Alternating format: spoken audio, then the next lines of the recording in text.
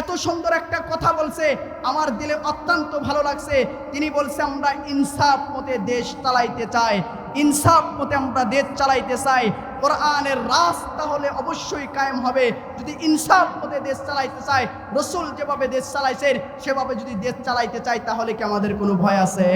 বলেন ভয় আছে? তাহলে এখানে কিসের আওয়ামী লীগ, কিসের বিএনপি, কিসের জামাত, কিসের জাতীয় পার্টি, কিসের হেফাজত, এটা দেখার কোনো টাইম নাই। কথা বলেন ঠিক না ঠিক? টাইম আছে? কোনো টাইম নাই। আজকে যেদিকে তাকাই নারীর যন্ত্রণায় আমাদের সমাজটা শেষ, পরিবারটা শেষ। যেদিকে জাগায় রে ভাই শুধু নারী আর নারী, নারী আর নারী। নারীর যন্ত্রণায় আজকে আমাদের এত বিপদ আসতেছে। সংসারের ভিতরে, আপনার সংসারের ভিতরে যদি নারী যদি আপনার প্রধানমন্ত্রী হয়, বলেন তো ওই সংসার টেকা কঠিন না? নারী যে সংসারে মুরব্বী আছে ওই সংসার টেকাটাই কঠিন।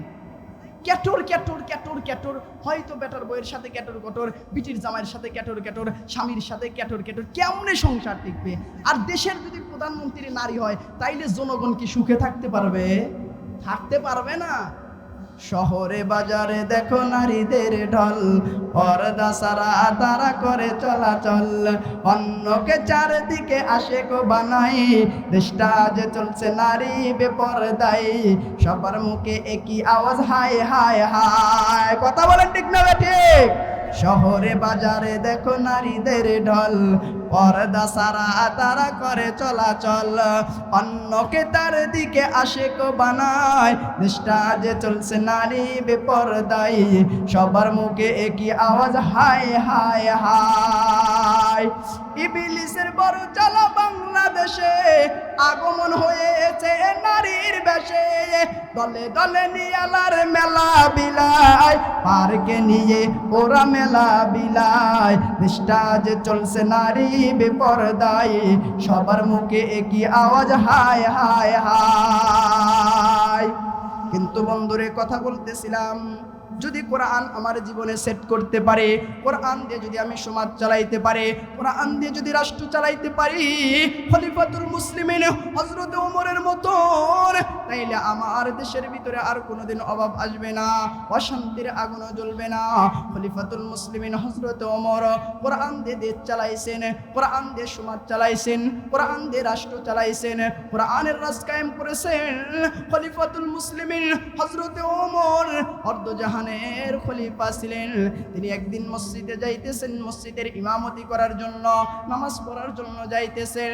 এমন সময় খলিফাতুল মুসলিমিন হযরত ওমর রাস্তার ভিতরে দেখলেন একটা যুবক রাস্তা দিয়ে হাইটা যাইতেছে, কিন্তু একবার রাস্তার এদিকে যায় আবার রাস্তার ওদিকে যায়। হযরত ওমর আস্তে আস্তে যুবকের সম্মুখে আগায়া গেলেন, যাওয়ার পরে দেখলেন যুবকটা আর কেউ না, যুবকটা হলো তারই সন্তান, তারই সন্তান। যুবকের কাছে গিয়া খলিফাতুল মুসলিমিন হযরত ওমর যুবককে সালাম দিলেন, কিন্তু যুবক সালামের জবাব দিলেন না। সালামের জবাব না দিয়া ডাক দিয়ে বলতেছেন, ভাই আপনি কে? হযরত ওমরের মাথা গরম হয়ে গেছে, কি বলে রে আমার সন্তান আমাকে ভাই বলতেছে। হযরত ওমর মুখের কাছে মুখটা নিছেন, নেওয়ার পরে দেখে মুখ থেকে দুর্গন্ধ আসতেছেন, তার সন্তান আবু শামা মদ পান করেছেন। হযরত ওমর মাথা থেকে পাগড়িটা টান দিয়ে খুলছেন, হাতের ভিতরে বাঁধছেন, বাইদা হযরত ওমর নিজের সন্তানকে টানাইয়া টানিয়া মসজিদে নববীর দিকে যাইতেছেন। কিন্তু কোনো সাহাবীও কিন্তু দেখে নাই, শুধু ওমর একাই দেখছেন তার সন্তান মদ পান কইরা রাস্তার ভিতরে মাতলামি করতেছেন। হযরত ওমর পারলে তার সন্তানকে বাড়িতে নিয়ে শাসাইতে পারতেন কি পারতেন না? কথা বলেন, পারতেন কি পারতেন না? নাকি আমার কথা আপনারা বুঝতেছেন না? চলবে কিছুক্ষণ? চলবে। হযরত ওমর সন্তানকে নিয়ে গেছেন, হাতের ভিতরে পাগড়ি দিয়ে বাঁধছেন, এমন ভাবে বাঁধছেন সন্তানের তখন হুঁশ ফিরে আসে। এ কি করলাম রে, আমি নেশায় মুগ্ধ হইয়া আমি তো আর কারো হাতে ধরা পড়ি নাই, খলিফাতুল মুসলিমিন হযরত ওমরের হাতের ভিতরেই ধরা পড়ে গেছি, আমার আর বাঁচার উপায় নাই, আমার বাবা মনে হয় আর আমাকে ছাড়বে না। হযরত ওমর এত গরম মেজাজের মানুষ, হযরত ওমর সন্তানকে নিয়ে মসজিদের পিলারের সাথে আসামির মতন বাইদা রাখছেন। নবীর যে সাহাবী মসজিদের ভিতরে ঢুকতেছেন, ঢোকার পরেই দেখে কি রে আশ্চর্য একটা কাহিনী। নবীর সাহাবী হযরত ওমর নামাজের সেজদায় যায়, আর সাইডে পিলারের সাথে বাঁধা আছে তার ছেলে আবু শামা, কেউ কিছুই বলতে পারে না। হযরত ওমর নামাজের সিজদায় আর সন্তানকে পিলারের সাথে বেঁধে রাখছে, কোন সাহাবী কোনো কথা বলে না। একে একে নবীর সাহাবীরা আসতেছে। হযরত ওমর নামাজের যখন সময় হয়ে গেছে, মসজিদের ভিতরে হযরত ওমর ইমামতির মুসল্লায় দাঁড়ায়া নামাজটা শেষ কইরা সালাম ফিরাইয়া ডাক দিয়ে বলতেছে, ও নবীর সাহাবীরা, এই যে আপনারা তাকায়া দেখেন, এইটা হলো আমার সন্তান আবু শামা। তিনি মদ্যপান করেছে, মদপান করিয়া তিনি মাতলামি করতেছিলেন। আমি ওমর তাকে আল্লাহর কোরআন অনুযায়ী তাকে আমি সাজা দিতে চাই। হযরত ওমর যখন এই কথাটা বলছেন, নবীর প্রত্যেকটা সাহাবী আশ্চর্য হয়ে গেছেন, কি বলে রে? হযরত ওমর তার সন্তানকে সাজা দিবে, কেমন সাজা দিবে? হযরত ওমর ডাক দিয়ে কয়, আমার সন্তান মদ পান করেছে, আমার সন্তানকে আমি 80টা বেতের আঘাত করতে চাই, 80টা চাবুকের আঘাত করতে চাই। জল্লাদকে অনুমতি দিলেন, জল্লাদ রে, তাড়াতাড়ি কইরা আমার সন্তানকে তুমি 80টা বেতের আঘাত করো, 80টা বেতের আঘাত করো। আমার সন্তান মদ পান করেছে, 80টা চাবুকের আঘাত করবা। হযরত ওমর যখন অর্ডার দিয়েছেন, হযরত ওমর এর কথা শুই না জল্লাদ হাতের ভিতরে চাবুক নিছে, কিন্তু বাবার সামনে সন্তানকে জল্লাদ কেমনে মারবে, কেমনে মারবে? জল্লাদেরও তো দিলের ভিতরে ভয় আছে। তিনি হলেন একজন প্রেসিডেন্ট, তিনি হলেন একজন রাষ্ট্রপ্রধান, তিনি হলেন দেশের একজন সরকার। তার সন্তান অপরাধ করেছে, আর আমি জল্লাদ কেমনে সন্তানকে মারবো? এইটা মনে করিয়া জল্লাদ 80টা চাবুকের আঘাত মারতে হবে। জল্লাদ এরকম ভাবে একটা চাবুকের আঘাত মারছে তার সন্তান আবু শামার পিঠের উপরে।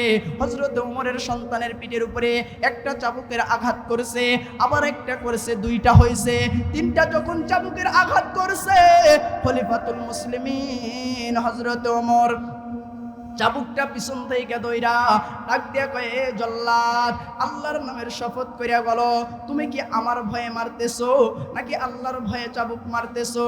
কার ভয়ে চাবুক মারতেছো? জল্লাদ কোনো কথা বলতে পারে না। জল্লাদের শরীরের ভিতরে কম্পন সৃষ্টি হয়ে গেছে। এখন আমি কি বলবো? আমার তো বলার কোনো ভাষা নাই।